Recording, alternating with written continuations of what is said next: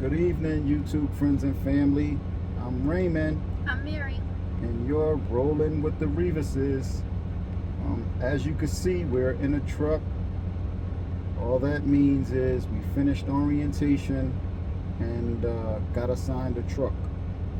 We're all moved in and we're on standby, ready to go. Yep. We do want to touch on a few things about the orientation. We're not going to try to make this too long. So orientation was 3 days. We basically had two instructors that was there for the better part of the day, and then on separate occasions, some drive managers came in and spoke with us and stuff like that. I had to do an extra day, which made it 4 days because I had to take a mentor class, and that was part of the requirements in order to be able to mentor my wife, train her more or less. So I'm gonna give it to my wife, and she could better break down some of the things that we learned. A lot of it is safety, but she can go in because we did receive a schedule. So I'm gonna let her talk about that. Okay, so like my husband said, it was a 3-day orientation, and there was a fourth day. It would have been a fourth and fifth day. We'll get into that, but those 2 days are for people who do the mentor class to train your own partner. That's what they call it, or train your own employee. Because for employee, that's for people who have the lease option or lease purchase option. They're going that route. We're company, so I'm gonna look at our agenda that we got in the first day, and I'm gonna take a snapshot of it and put it at the end of the video or in a clip. If I can figure out how to just put it in a clip, then I'll put it in a clip. And this is we're on a dedicated account. So if you're on an expedited or lease, their agenda may look different, but this was for the dedicated East accounts, which we're a part of that team. So first, every single day it started 8 a.m. and ended at 4 p.m. There was a number of breaks in between there. A lot of paperwork there's a lot of paperwork, but the majority of the paperwork, if not all of the paperwork, the majority of the paperwork is done over the computer. You can log in through your cell phone. If you have a tablet or computer, you can do it that way. I'll touch on that a little bit down the road, but or a little bit later in the video. So day one, 8 a.m. we started welcome, just like any other job, or even if you go to school, like they do a welcome, who they are, and just to get you like an icebreaker. Then they do check your IDs. You have to have, that very first day, they check that you have your driver's license and your med card and a social security card. They want to take a copy of your med card and your driver's license, and they want to see your social security card. Now, with that said, you want to make sure that you have your documents when you come in, like your original documents. They're not going to accept any kind of copies of your documents, so you would think that would go without saying, but we received an email before we got to Cedar Rapids stating no copies. So that must be something that has happened. You don't want to get all the way to orientation and not be able to proceed because you don't have your proper paperwork. Or the possibility of getting turned around, sent back home.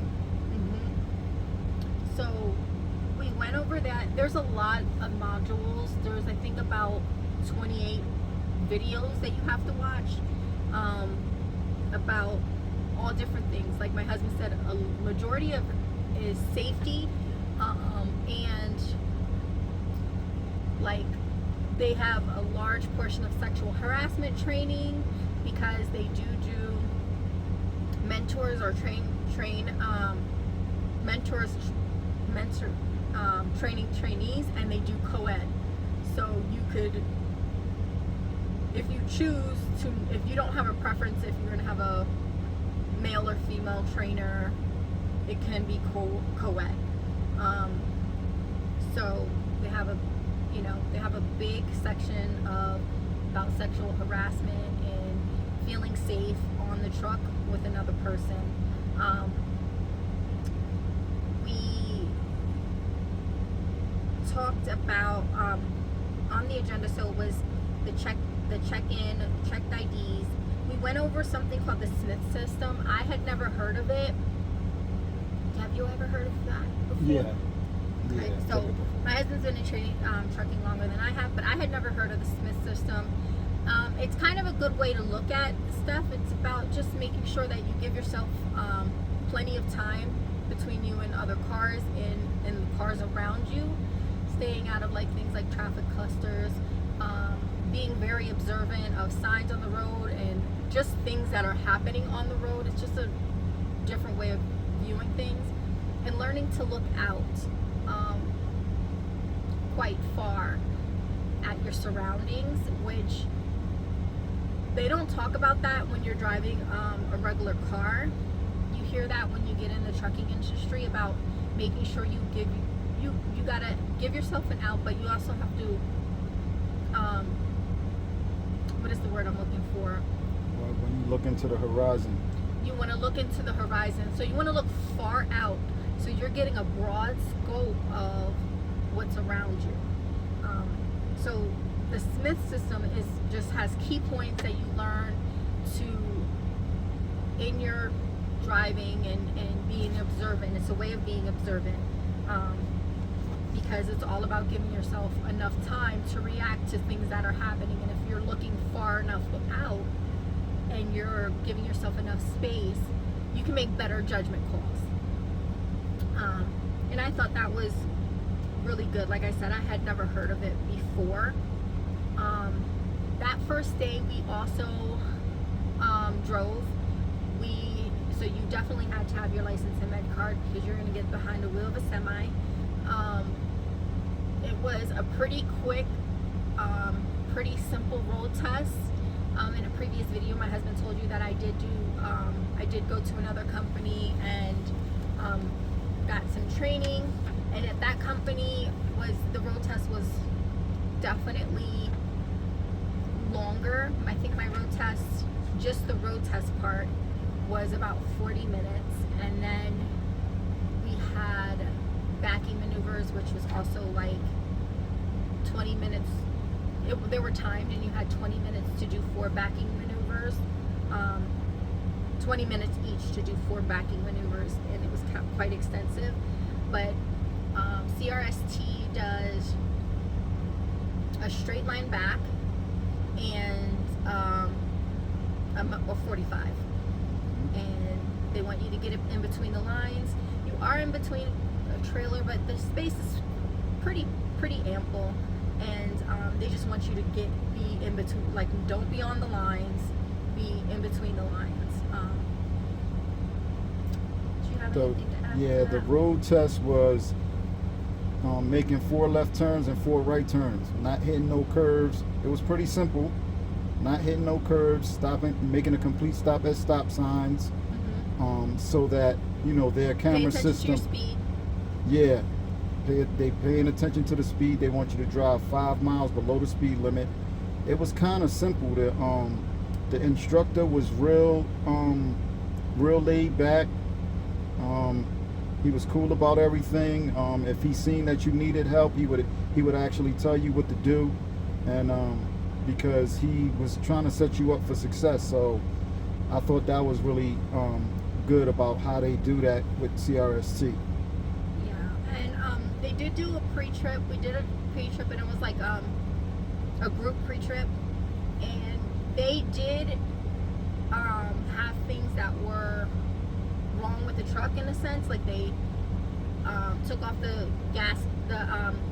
fuel tank cap, and one of the valve stem caps was missing. So it's just to get your eyes focusing on the things you need to look at, because they are big on also their CSA scores, and they want you to not get tickets that could be really avoided with doing a proper pre-trip.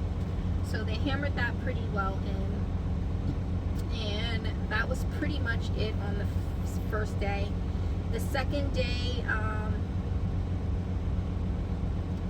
they went, it says about wage sheets, but I don't think we did anything with that in our group.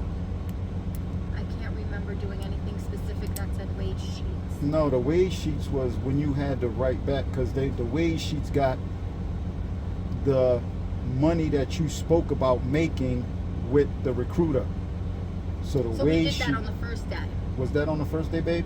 Because Yes. you had to send yours back a couple of times because Right. they had their cents per mile for my wife wrong, and you shouldn't sign nothing that doesn't look like what you spoke to your recruiter about. If your recruiter told you you would get 70 something cents a mile because of the amount of experience that you do have, if you come in here with experience, then that's what you should see on your wage sheet. So don't just sign nothing to just be getting the documents done. Make sure you look over that wage sheet, because that's what we here for. We not here just for the fun of it. We here to try to make some money. So if it's something that you discuss with your recruiter and that's what brought you here, then that's what you want to see on that paper. Correct. And some of the stuff we did was out of order because our group kind of was trying to like get through stuff. So I think we got through a lot of things a little bit quicker. But yeah, the wage sheet, mine was wrong. It was all wrong the first time, and then the second time they half corrected it, and then the third time I got it a third time and it was still not right, and then like they didn't do anything to change it, and then the last time I got it and it was the way it was supposed to be. So my recruiter did tell me I'm gonna get it changed. Excuse me, don't sign anything that's not right. And so we did. We got a packet of information in a folder, which included our health care benefits and other benefits, 401ks and things like that. It had that information.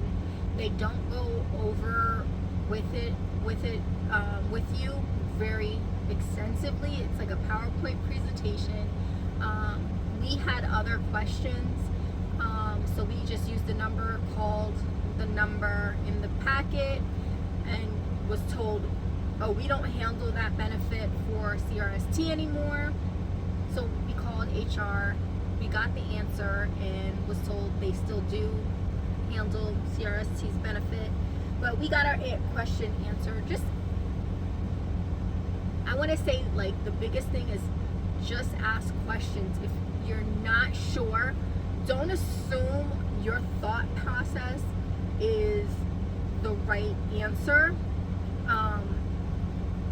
because it may be opposite, it may not, it may be right, and that would be great. But if it's wrong and you go into something and it off of an assumption, and then you kind of stuck with something you don't want, I think that just ask questions. They talked about the Guardian training, or the Guardian, they call it the Guardian, but it's basically a Big Brother system. They watch everything. They have cameras inside the cab. They have cameras outside the cab. They're watching all your events. They're tracking and counting. If you're speeding, they're counting. If you're looking at your mirror every 5 to 8 seconds, they're looking at, are you touching your head? Are you yawning? Are you, do you have a fixed stare? Like everything. They're looking and counting everything. And if you have an event, they're gonna know about it.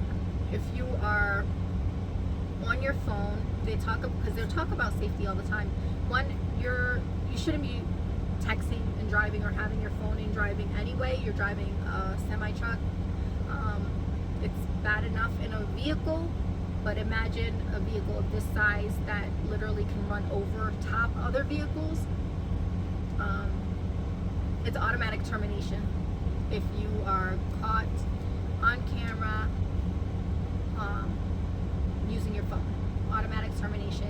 They said it a bunch of times. Like, it's automatic termination. Yep, they didn't say it enough. Basically, their system is called Linux. Their camera system is called Linux inside the tractors, and it's attached to an AI software. So the artificial intelligence is, like my wife said, is counting everything, counting how many times you look at the mirrors left and right. You know, even if you sit still and you take a minute to look out of both mirrors, which I caught myself doing that sometimes. They will record that, and you know, somebody could be giving you a call saying that you're not watching your mirrors enough. Is that a call for, oh, they being too strict, woo woo woo? I don't think so. I just think if you look at the bigger picture on safety, you know, we driving these expensive vehicles, we have expensive cargo that we traveling with. You know what I'm saying? These people is trusting us with this stuff that they spend millions of dollars on, or even hundreds of thousands of dollars on, and they just want us to be safe, and they want us to be able to come home every day. So they have these different things in place. That's how I'm looking at it. At first I was apprehensive, but as I see it more, it's easy to adjust to it. Right. Yeah, that's about it about that system. It's just something that you have to get used to and know that honestly it's what a lot of carriers, especially the mega carriers, are going to. You're gonna be hard pressed to find some mega carriers without it. I mean, I'm sure you can find them, but a lot of them are going to these internal and external cameras, and for the same reason, they want to see what you're doing, and while you're driving the vehicle, they want to know that you're safe. And it's like, it's period. They just end of discussion on that. They're going to talk about your. They're going to talk about CSA. They have the safety guy a guy from the safety department come in, and he's talking about your CSA and PSP. The PSP is your state stuff, and the CSA is obviously the federal things. They bring in your driver report, your motor vehicle report. It shows everything that you have on there, if you have any tickets or what have you. It's just for your knowledge of what was on there when they pulled. If you're there, you're already accepted. Like your motor vehicle was already acceptable to them. Your background was already acceptable to them. So you don't really have to worry about it. It's just for your benefit. They're giving it to you. They talked about their CSA scores as a company, and where they got the majority of their points for CSA, and a lot of it, the reason why they're telling you is because a lot of it is things that drivers can do to mitigate that score going up, like doing a proper pre-check, making sure that you check your tires, and like they're how inflated they are, how much was their tire pressure. That was a big one. Not having your logs filled in properly was a big one. They hammered on the fact of nothing is blank on your log. You want to make sure that you put NA in any field that doesn't need any information. You want to put NA. So they did hammer that. They had a PowerPoint presentation on wellness over the road. And this one was left a lot to be desired. My husband could speak on that a little bit when it came to wellness over the road. Yeah, so I wanna go back a little bit. A lot of people don't know that just something simple as a underinflated tire, they saying that 80 psi for a tire is considered flat by DOT. You know, a lot of people don't know that, you know. So CRST want all their tires to be 100 psi. So look, that's just a difference of 20 psi. You could be considered having a flat tire and, you know, be put out of service. So those things, you know, they keened on those things a lot. In reference to the wellness, you know, everybody got to do what's right for them and, you know, what's healthy for them. You don't want to go into a truck, you know, a nice weight and then come out being overweight. You see a lot of that in this industry, and you have to do stuff about that, whether it's, you know, eating right, exercising is a big one. Even if you just walking around a parking lot or something, because we sit around and we drive for 10, you know, sometimes we max out our daily clock 11 hours and we munching and grubbing on stuff as we drive. So we just need to be more mindful, you know, of that. You know, once you get tested and be positive to become a diabetic, then, you know, you have a potential of not being able to get your medical certified, so you might not be able to drive, and it's all about protecting your license. Right. And also with wellness, you want to be take your hygiene seriously. And the reason why I say that is because we're getting in and out of these trucks, and we're in a lot of different places, from truck stops to the shipper and receivers. We're coming in contact with like a lot of germs. So like things like washing your hands, making sure that you get your daily hygiene, and as far as bathing or what have you, as much as possible. To keep yourself from not getting sick on the road, because I know from myself, I'm not sure if I would want to be really, really sick in my truck, because it's not comfortable. It's not like home. It's not like your own bed. And just, you know, just keeping you up with your hygiene keeps you from getting, you know, becoming ill. So that's that.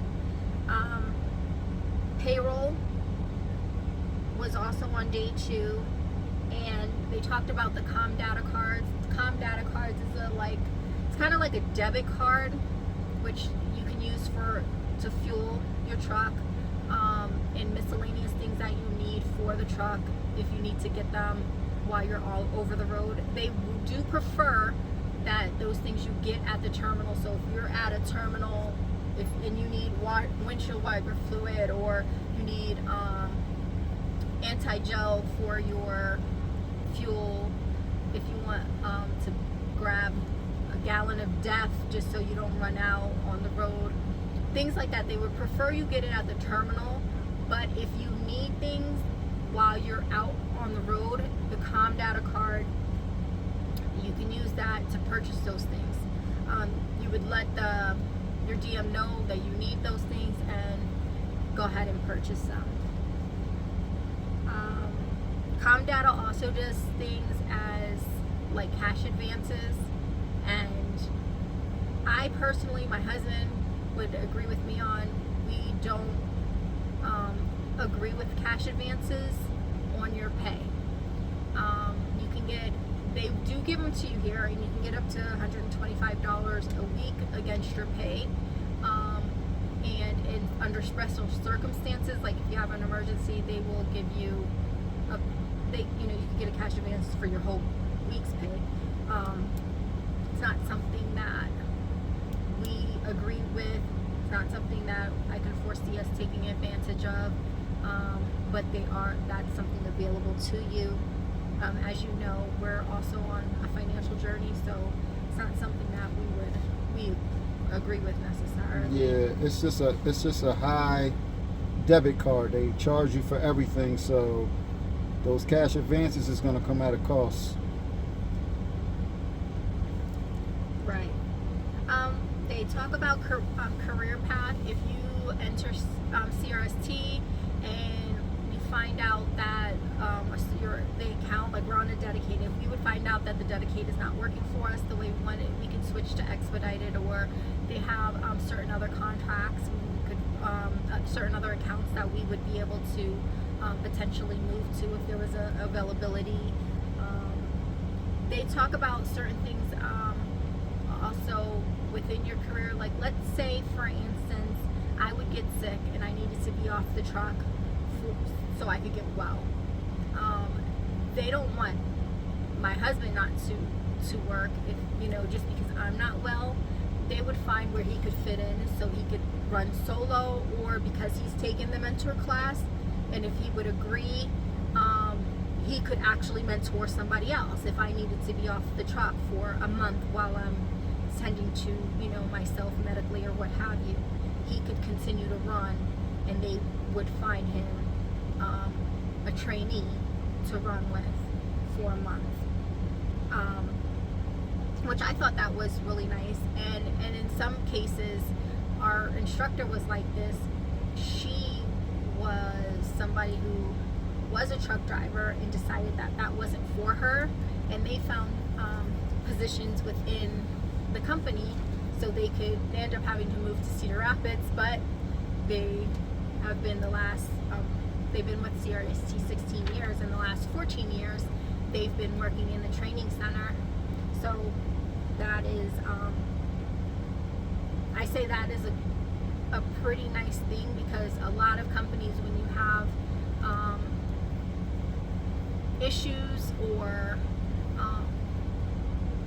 you find out a certain position may not be for you, they say see you later, bye. And CRST actually wants to hire the people within. They want you to stay with them, if at all possible. So I thought that was a good thing. Yeah, shout out to that instructor. Her name is Clister. I'm not going to reveal her last name, but yes, she's been working for CRST for 16 years. She's a sweetheart, and she's very helpful. She's not the type of person that's just going to give you an answer just to shoo you away. If she doesn't know the answer, she will try to get it for you. She's very effective like that. So I would recommend her, to teach any type of class that has to do with the CRST. And she was, like my husband said, she was a sweetheart. She was just a nice person, and she didn't, you never got the impression that she was giving you just an answer to give it to you. And that was really good, because in this kind of thing, you're going to a company and you're going really blind. You don't have very much information to go on, and this is people's livelihoods. So she understood that, and she was just a sweetheart. She also did the mentor class, so. And you didn't feel like you was a number. Like, I know a lot of these mega carriers, they turn you into a number. She actually remembered people's last name. Even though our names were on where we were sitting at, because they created name tags for everybody to put in front of them on the desk. But she remembers those names really fast. Mm-hmm. So that says a lot. To me, anyway. Yeah, that was really good. And then the last day was pretty quick. They did get into a little bit into trip planning. They got into the Maven system, which is the Maven is the ELD or electronic log device. We talked about that in another video. We're gonna go into the Maven in our next video. Yeah. And we'll just talk about that in depth in that video. They pulled the women of the group away, and we did what is called a woman's safe presentation, and it was just basically being a female on the road and try what to do to keep safe. That part, I would say, left a lot to be desired, mainly because some of the information was not realistic and could actually put you in danger as far as introducing yourself at a truck stop. That, as my husband will even tell you, like, that opens up such a can of worms. It's almost like a calling card or invitation to a person who is being weird. Now, if you're like me, I'm used to saying good morning. I'm used to saying hi. If somebody says hi to me, like, that's just kind of how I was brought up. And I even have to remember that I need to be a little bit more like just tunnel vision to doing what I need to do. Of course, being observant of my surroundings, but just, okay, I gotta go to the bathroom. I'm not talking to nobody, not making eye contact. I feel like the eye contact is the first thing to get somebody to say hi to you or good morning or whatever. So, but yeah, the video said something like, introduce yourself. It was telling you all of these things that you can do to stay safe, but then it was saying something like, introduce yourself to people out, and I don't think that is realistic. It was an HR presentation, and the people in HR there were not truck drivers. That would be a pointer that I would say that they could do, is actually get these female truck drivers on to give the pointers and make up the actual women's safety, because I heard just in less than an hour that I was in there, some stories about, actually 3 stories in less than an hour from females that have been on the road, and like stuff happened to them, and it wasn't luckily, they weren't assaulted or anything like that, but like attempted stuff happened, like attempted essays and all of that kind of stuff. So you need somebody who has experienced that and like knows, like, hey, you kind of have to have your resting bitch face on all the time, unfortunately. Just the days and times we live in right now. That's a whole nother subject matter for other videos that will probably come. We will try to interview 1 or 2 people that did tell their story, so that we can get it live and in effect, so you could kind of like hear it from the horse's mouth, of their past experiences being in a truck. So stay tuned for that. So really, the last day was really laid back. The other thing that was, they went over by the 3rd day, you should have done all your modules, because you had the 3 days to do the 28 videos. They expected you to have them done. Those videos are a requirement of your employment. At the same time, they were making sure all paperwork that you may have had to them was filled out properly, that they had any kind of references, like from your job or your employers back. They were like basically tying up loose ends to get you hired. You would get hired, they gave you merch, CRST hats we got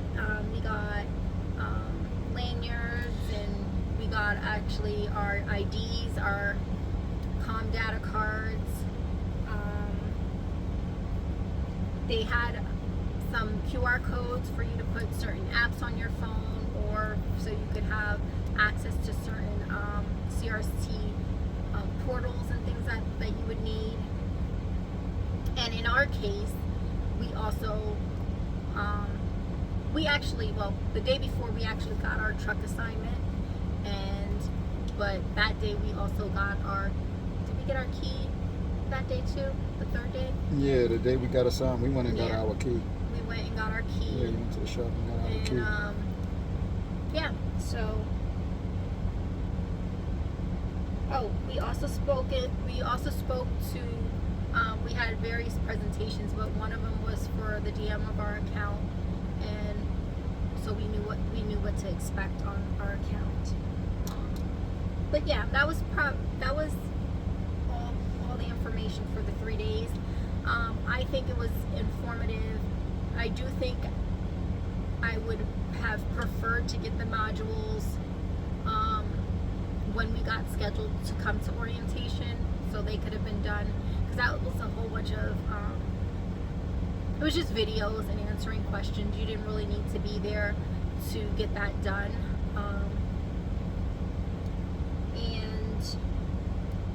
But yeah, overall, it was a good experience.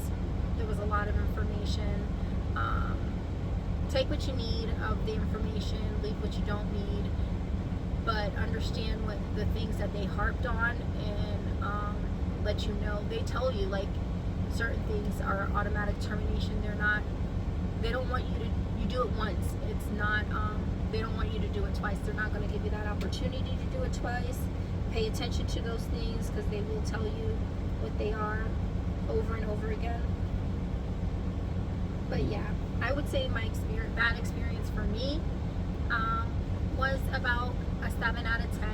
Certain things that I thought could be better, but overall it was a lot of information and a lot of good information. You have anything to add? Yeah, so, if you're thinking about coming to CRST, don't try to, I know there's a lot of videos that talk down on CRST. You got to try to make your own assessment of what you think CRST can be for you. I wouldn't go off of, because we looked at a lot of videos and we seen some bad information out there. Every company is not going to be perfect. So you got to see if it works for you. So you would have to do your own assessment.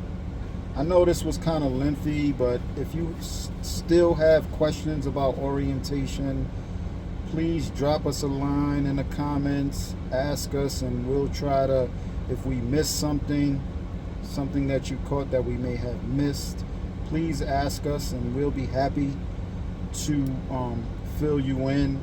Things were very lengthy, so it seemed like it was a lot, but once it was done, it was like a sigh of relief. So we're going to end the video for now. Like, share, subscribe. I can't say that enough. Thank you so much for the subscribers, for the likes. We enjoy the comments, good or bad, indifferent. So keep them coming. We'll see you on the next one. Keep rolling. Keep rolling. Bye.